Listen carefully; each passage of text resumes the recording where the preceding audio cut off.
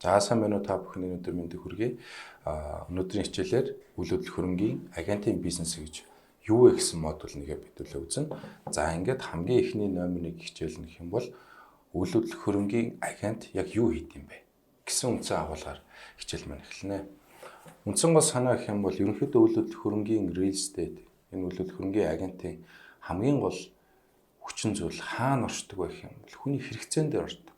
Яагаад вэ гэх юм бол тухайн хувь хүн, тухайн өмчийн эзэн, тухайн газрын эзэн, тухайн үйл хөдлөх хөрөнгийн эзний хувьд гэх юм бол өөрийнхөө хүссэн үнээрээ ч юм уу те өөрийнхөө үйл хөдлөх хөрөнгийг зарж борлуулах нь зарим нэгэн тохиолдолд одоо маш их цаг шаардсан асуудал байдаг.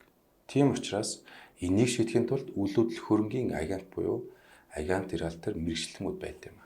Үйл хөдлөх хөрөнгийн агент маань хүний анхдагч 3 хэрэгцээний нэг буюу тухайн хүний үйл хөдлөх хөрөнгийг төлөөлдөг. Зарим нэгэн тохиолдолд төлөөлөн худалдах, түрээслэх, хөслүүлэх дийлдэр голчилж анхаарч ингэж ажилладаг. Үндсэн ажил гэсэн. Дээрээс нь үйл хөдлөх хөрөнгийн агентуудыг гардаг. Одоо энэ агентууд нь хамгийн их юу хийдэг вэ гэх юм бол зарим нэгэн манай агентуудын гол харж байгаа ингээ алдаа гэх юм бол зөвхөн худалдаа буюу нөгөө үйлчлүүлэгч, харилцагчаа дандаа мөнгө гэдэг хэлбэрээр харах гэдэг. Гэтэл эсрэгээрээ те тухайн өмчийн эзэн буюу тухайн хөрөнгийн эзэн гэх юм бол танд итгээд үйл хөдлөх хөрөнгийг төлөөлөх эрхийг нөгөөд та тэрний одоо үйл хөдлөх хөрөнгийн эргэлтэнд оруулах харилцаа гэж явж байгаа. Гэтэл зөвхөн мөнгө гэж хараад байдаг нь таныг урт хугацаанд энэ салбарт байх.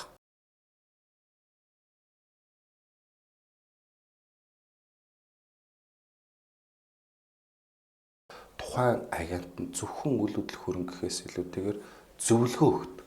Одоогийн 21-р зуун одоогийн үйл хөдлөх хөрөнгө худалдаж авч байгаа. Эсвэл зарж байгаа хүмүүсийн нийтлэг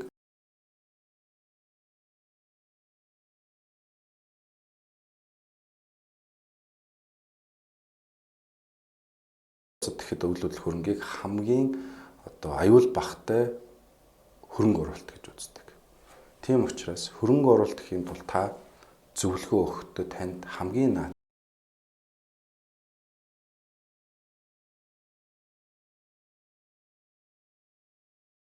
одоо наад захын мэдлэгүүд хэрэгтэй. Надаар гардаг одоо үйлчлүүлэгч байна юу гэж суддаг вэ гэх юм бол Батцэрэг би энэ үйл хөдлөх хөрөнгийг гэдэг бас. Хуучин одоо намайг ажиллаж явах үед гэх юм бол хүн тухайн үед амьдрах орон сууцаа хайдаг гэсэн бол одоо үйл хөдлөх хөрөнгийг хөрөнгө оруулалт буюу тухайн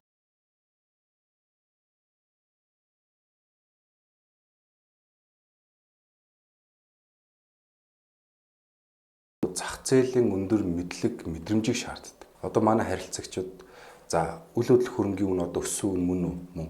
Тэгвэл би энэ байраа тэдэн саяар зарах нь магадгүй бид нар сайн судлаагүй үднээс те тухайн үйл хөдлөх хөрөнгийн болно те хамгийн өндөр үнэгээ хэлээд одоо үйл хөдлөх хөрөнгө заруулчлаа гэхэд 6 сарын өсчүүл яах вэ те. Тэр дутуу судалсан байгаа.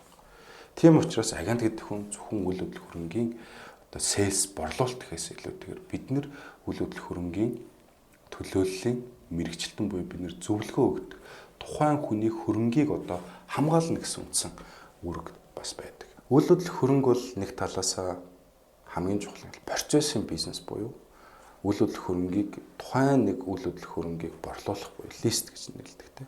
Листийг борлуулахад дунджаар 45 хоногийн хугацаа зарцуулагддаг.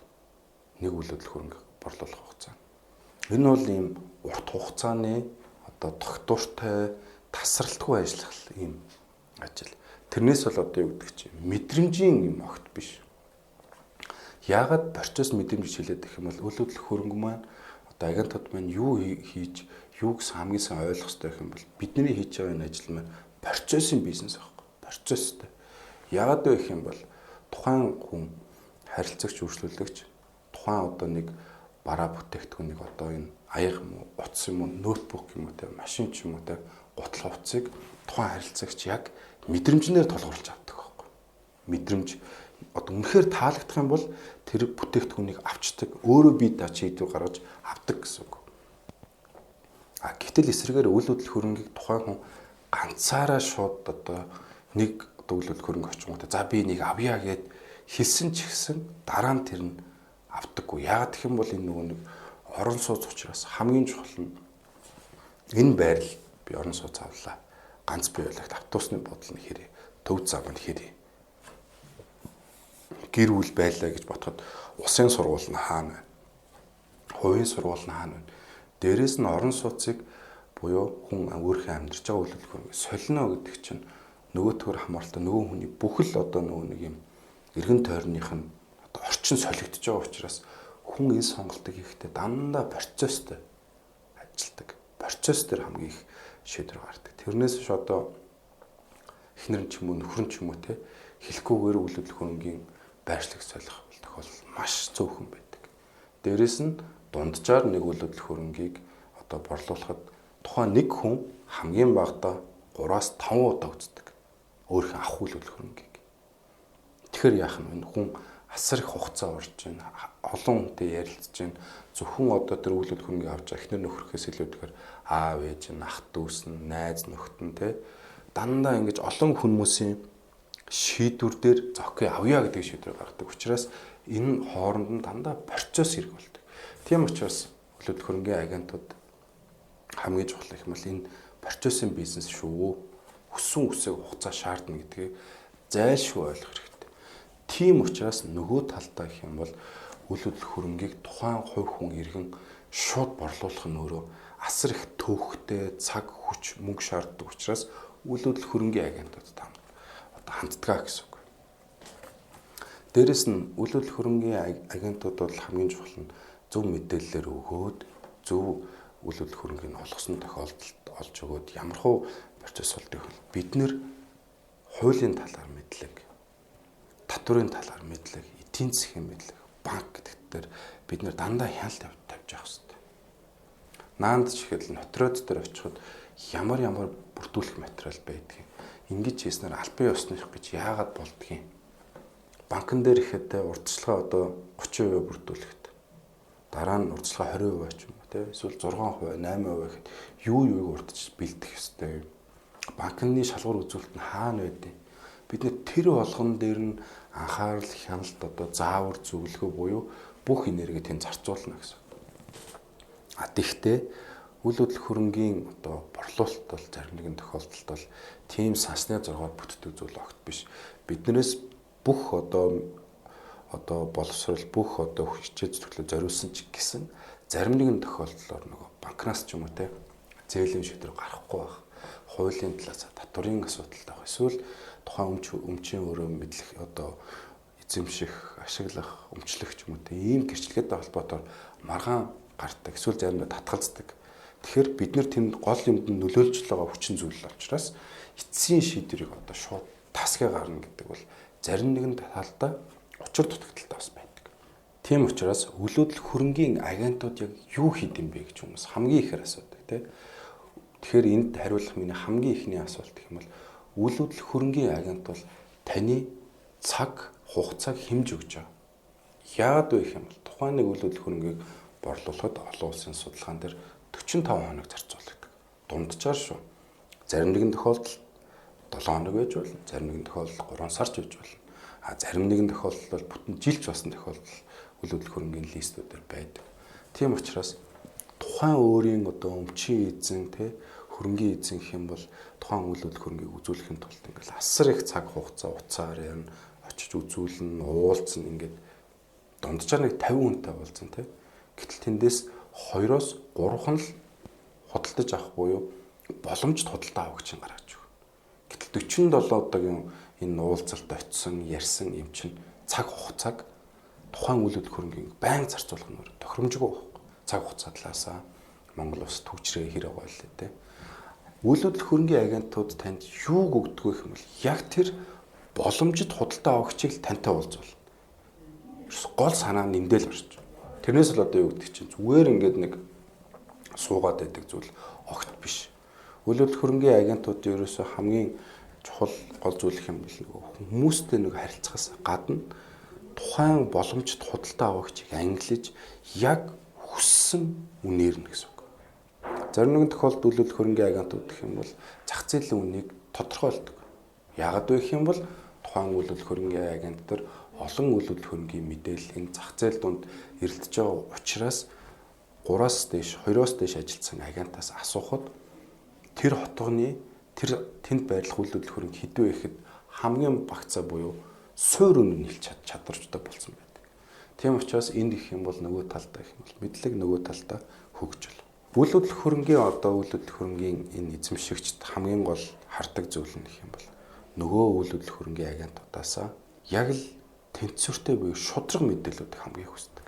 Энд нь хариулагдчих чадсан буюу те үнэхээр яг хэлсэндээ дэг репортыг бичдэг, хийсэн ажлаа дүгндэг ийм агентууд бол хүссэн өсөөгөө энэ зах зээл дээр гэх юм бол хамгийн үнцэнтэй зөвлөгч болж байгаа. Дээрээс нь үйл хөдлөх хөрөнгийн агентууд дээр гардаг хамгийн том нийтлэг шин чанар юу гэдэг вэ гэх юм бол олон удаагийн уулзлууд хийгээд ингээ байдаг. Үйл хөдлөх хөрөнгөөр заруулах хүсэлтэй, үйл хөдлөх хөрөнгийг авах хүсэлтэй ийм лист тал гэж нэрлэдэг, заруулах хүсэлтэй лист. Үйл хөдлөх хөрөнгийг авах сонирхолтой үйл хөдлөх хөрөнгийг худалдаа авагч баер тал гэж нэрлэдэг. Тухайн зах зээл дээр байрсан үйл хөдлөх хөрөнгийн мэрэгчлүүдээр өөр дээр нь дата үүссэн байдаг. Заруулах хүсэлтэй хүмүүсийн дата, авах хүсэлтэй баер талын дата. Тэнгүүд танд шинээр захиалга орж ирлээ гэхэд датан дээр үндэслээд таны тухайн үйл хөдлөх хөрөнгийг хамгийн хурдан хугацаанд таны яг хүсэж байгаа тэр баер буюу худалдаа авагчтай чинь тантай шууд уулзуулах энэ гол ажлуудыг энэ үйл хөдлөх хөрөнгийн агентууд хийдэг. Дээрээс нь зарим нэгэн үйл хөдлөх хөрөнгө дээр гардаг гэх юм бол тухайн өмчийн эзэн, тухайн хөрөнгийн эзэн үйл хөдлөх хөрөнгөө заруулах хүсэл өчлөө гэж ботход зах зээлийн үнэлгээнээс доор тавьдаг те. Гэтэл яг мэрэгсэн сайн үйл хөдлөх хөрөнгөний агенттай уулзах юм бол зах зээлийн суур үн энэ байна. Зах зээлийн таны энэ борлуулах байгаа үйл хөдлөх хөрөнгө дээр зах зээлийн дундаж хүн энэ байна. Тийм учраас таны энэ тавьж байгаа үн зарим нэгэн тохиолдолд зах зээлээс жоохон доор байна. Тэгэхээр та энийг үйл хөдлөх хөрөнгөний зах зээл үнээр тавих юм бол та яг боломжт буюу та яг зөв үнээрээ зарж чадах юм байна гэдэг зөвлөгөөнүүд өгч чаддаг. Нөгөө талдаа гэх юм бол үйл хөдлөх хөрөнгөний агент нь тухайн үйл хөдлөх хөрөнгөний өмчийн эзний бас эрх ашигыг бас хамгаалж байгаа гэсэн үг. Энэ бол агентууд үндсэн хийдэг ажлуудын нэгэн хэсэг. Худалдан авагч буюу тухайн үйл хөдлөх хөрөнгөний агент заруулах хүсэлтэй үйл хөдлөх хөрөнгөний лист тал тэгээд худалдан авагч тал дээр их юм бол энэ гэрээнд гарын үсэг зурах процесс нь хамгийн багадаа 10-аас 14 хоног үргэлжилдэг. Яагаад вэ гэх юм бол энэ үргэлжлэх хугацаанд нь хамгийн их гардаг гэх юм бол төлбөрийн хилцлийг яг хоёр хүн хоёулаа харилцсан зөвшөөрөх гэдэг чинь айгүй хилцэл явагдчихдаг. Яагаад вэ гэх юм бол угаасаа эдийн засгийн суур ойлголттой зарж байгаа хүн аль болох үнэтэй зарахыг хүсдэг. Авах хүсэлтэй хүн аль болох хямдруулж авах. Энэ хоёрын хооронд тоглолт хийнэ гэсэн үг тийм. Гэтэл сайн үйл хөдлөх хөрөнгөний агент гэх юм бол энэ хоёрыг дунд нь уулзуулна гэдэг тухайн агентаас харилцааны зах зээлийн мэдлэг, дээрэс нь энэ худалдаа авагч талын нөхцөлийг аягүй сайн ойлгох. Нөгөө авсан мэдээллийн үйл хөдлөх хөрөнгөний лист талдаа зөв мэдээлэл өгөх. Зарим нэгэн тохиолдолд бартерын санал оруулах. Гэх мэтчлэн олон ажлуудыг уулзуулад яг хоёр талын лист тал, баяр дор хоёр хооронд нь уулзуулах энийг болох хилцэл хийх гэж. Энэ хугацаанд асар их хугацаа шаардна. Тэрнээс л юу гэдэг чинь бүтэн 10-20 саяын зааг дээр уулзуулахын тулд 14 хоног хүртэл ажилласан тохиолдол надад байдаг. Яг гэх юм бол тухайн өмчийн эзэн өөрийнхөө үйл хөдлөх хөрөнгийг өөрийнхөө үнээр үнэлдэг. Тэгвэл нөгөө талд нь худалдаж авч байгаа хүн гэх юм бол бас нэг хүний нэг юм натур байдаг шүү дээ. Аль болох хямдруулж авах туфтаа байдаг. Энэ хоёрын хооронд л уулзуулах юм. Энэ хоёрыг хоёр тал хоёулаа энэ дийл дээр нэгдээд аль алинд нь ашигтайгаар аль аль нь сэтгэл ханамжтай уулзуулж чадж байна гэдэг нь энэ агентийн хийдэг үндсэн ажил. Тэгээд close буюу энэ дийл хийгдсийн дараа агентийн үндсэн ажил эхний байдлаар дуустдаг тийм. Дараа нь гэтэл үйл хөдлөх хөрөнгөний агент маань үйл хөдлөх хөрөнгийг зарсан лист тал нь гэх юм бол дахиж үйл хөдлөх хөрөнгүүд авдаг. Гэх мэтчлэн ингээд энэ тасралтгүй үргэлжилждэг процесс юм аа. Би бол үйл хөдлөх хөрөнгийн энэ бизнесийг юу гэж хардаг вэ гэх юм бол миний бодлоор бол энэ яг үс засах хэрэгтэй. Үс засахтай яг адилхан тасралтгүй үргэлжилждэг процесс. Ягаад би өсчөнтэй ингээд хэлдэг вэ? Зүүрлэхэд айгүй инээдтэй гэх юм бол эрэгтэй хүн нэг сард дунджаар 1-2 өчөнд очдог гинэ. Тэрэн дунджаар нэг 10-аас 40 мянган төгрөгийн хооронд хэлбэлцдэг эрэгтэй хүн бол. Эсрэгээр эмэгтэй хүн гэх юм бол жилдээ за 1-2 л орд юм байна. Ингээд хугацаа. Эрэгтэй хүн сараас 1-2, эмэгтэй хүн жилд 1-2. Гэтэл нэг өсчин дээр өгч төлбөрийн нөхцөл нь яг адилхан таардаг. Яг л эмэгтэй хүний нөхс илүү үнэтэй байдаг гэсэн үг. Тэрнтэй адилхан үйл хөдлөх хөрөнгө гэх юм бол зарим нэгэн тохиолдол дээр түрээсүүд байж болно, зарим нэгэн тохиолдол үнэтэй үйл хөдлөх хөрөнгүүд байж болно. Тэгэхдээ энэ хамгийн гол нь тасралтгүй үргэлжилдэг процесс юм аа л гэж хэлмээр. Үйл хөдлөх хөрөнгө дээр дотроо үйл хөдлөх хөрөнгийн агентуудыг аль болох дандаа англи хийж явдаг.